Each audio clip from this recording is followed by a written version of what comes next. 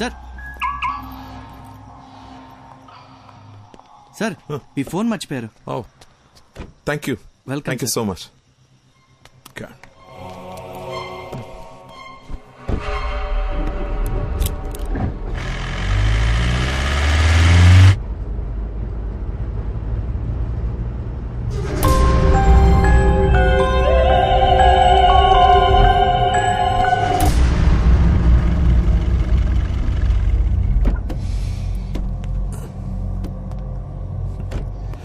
రిషి రా.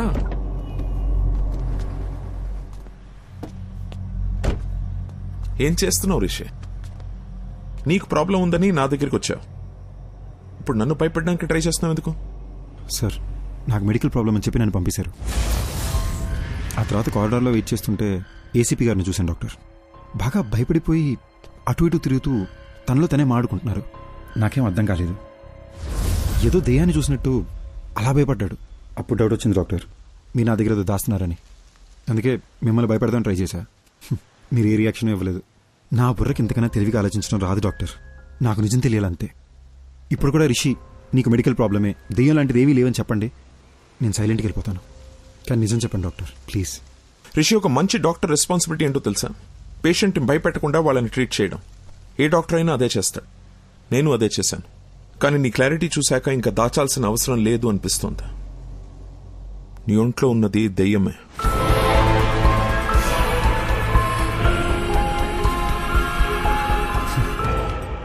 దెయ్యం అనే మాట వినడానికి భయంగా ఉన్నా ఇదే బెటర్ డాక్టర్. బై ఛాన్స్ లోపల దెయ్యం రియాక్ట్ అయితే సేఫ్ అవడానికి ప్రిపేర్డ్గానే ఉంటాం. రిషి, ఒక్కో కేసుని ఒక్కో విధంగా అప్రోచ్ అవుతాం.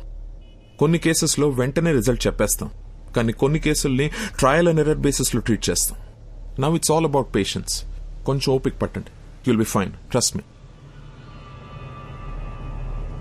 Thanks doctor. Take care. ఇబ్బంది పెట్టుంటే సారీ.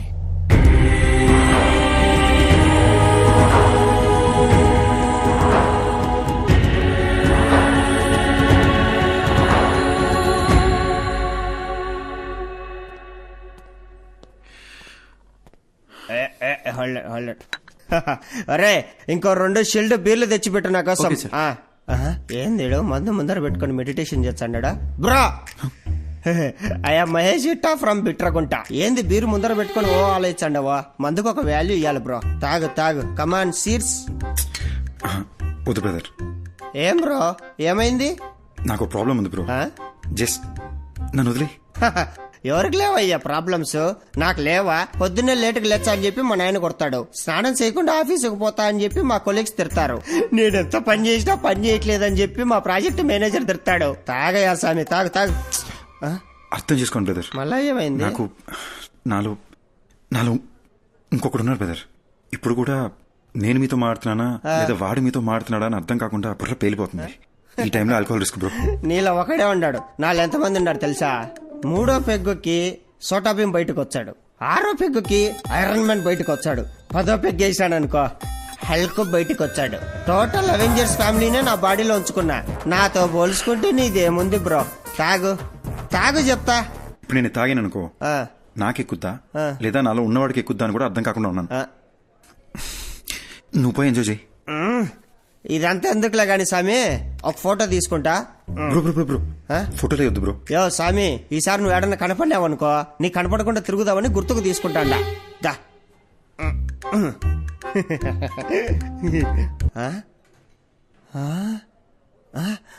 ఎర్రాడు ఏమెతుకుతున్నావు? ఇందాక నీతో ఫోటో తీసుకుంటా అంటే ఏడో నక్కమొక్కమోడు మధ్యలో తలకాయ దురిశాడు. నా కొండగాడు ఏడున్నాడు. ఆ నక్కమోడు ఇంకెవడో కాదు, ఇందాక నాలో ఇంకొకడు ఉన్నాడని చెప్పాను. ఆడే. ఇప్పుడే మా డాక్టర్ని కలిసి వస్తున్నా. నాలో ఉన్నాడే ఆడి దెయ్యం అంట. దెయ్యాలతో నీకే ఇబ్బంది లేదంటే లెట్స్ బి ఫ్రెండ్స్ బ్రో.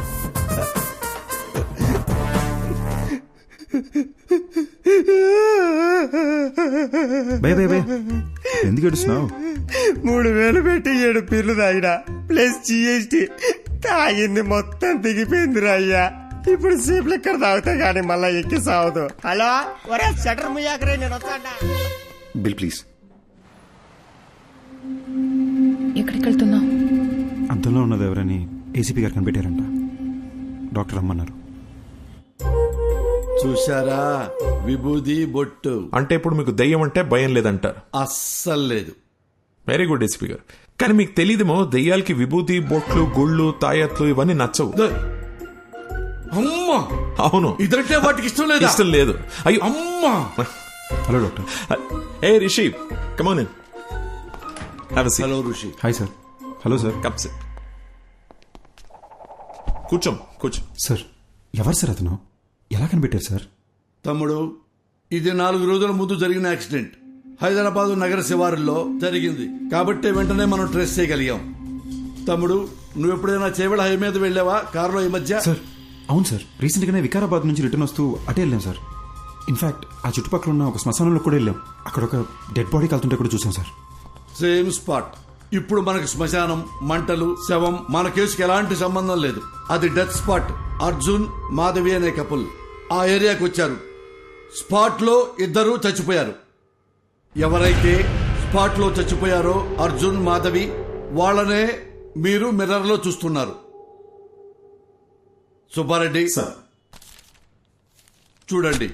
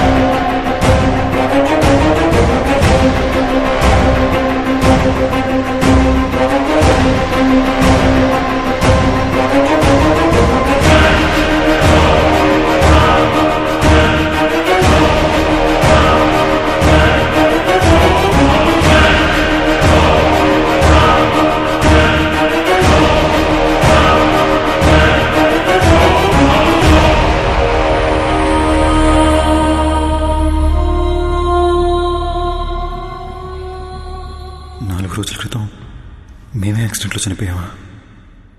ఇతని బాడీలోంచే ప్రపంచాన్ని చూస్తున్నానా? అంటే నేనే దెయ్యాన్నా?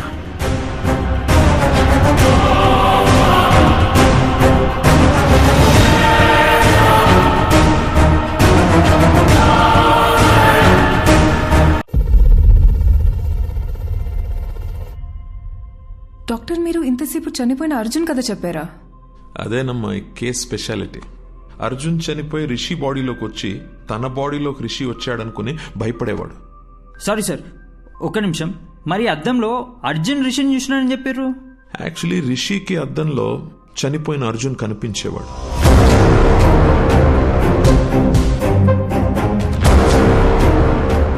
మేమందరం కూడా అర్జున్ని అద్దంలోనే చూసాం.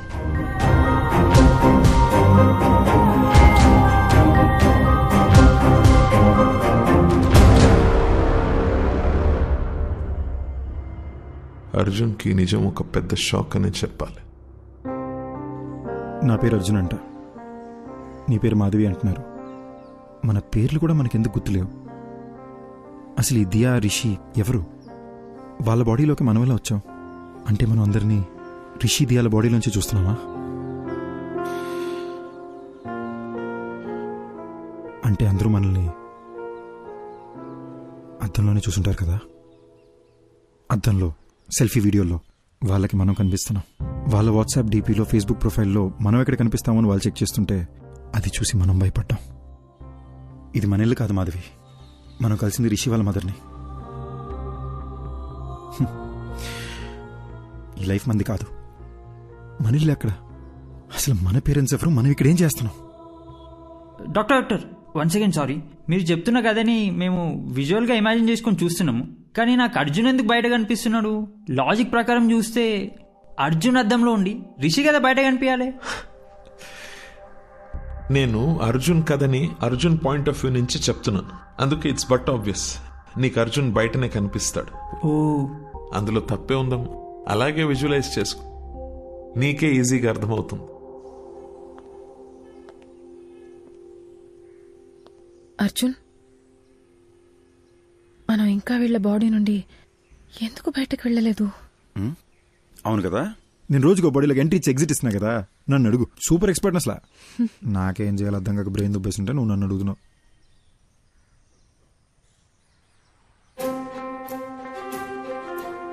మాధవి, ఇప్పుడు దాకా మనం అద్దంలో చూసిన ప్రతిసారి భయపడి పారిపోయాం కదా. అవును. ఒకసారి అద్దంలో మాట్లాడి చూస్తే. నేను బాత్రూంలో ఒకసారి మాట్లాడి చూస్తా, నువ్వు బెడ్రూమ్ మీరు వెళ్ళి ట్రై చేయి, ఓకేనా?